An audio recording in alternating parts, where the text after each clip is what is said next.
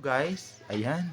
May bago ko sa inyo pakikitang item na talaga namang very useful. Ika nga. Ayan. Ayan siya.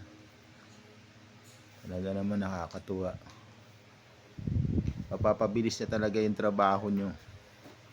Okay, pakikita ko na sa inyo yung actual.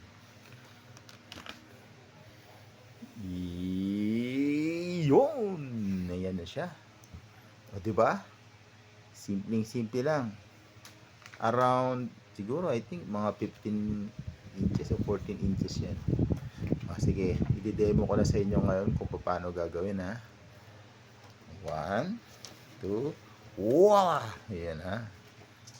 Okay, titingnan nyo lang mabuti yung sukat. O, di ba ang bilis? Kita nyo naman yun. Tapos na. O, ilang piraso yan. O, di ba kaysa magunting-gunting pa kayo, isang slide lang, shock!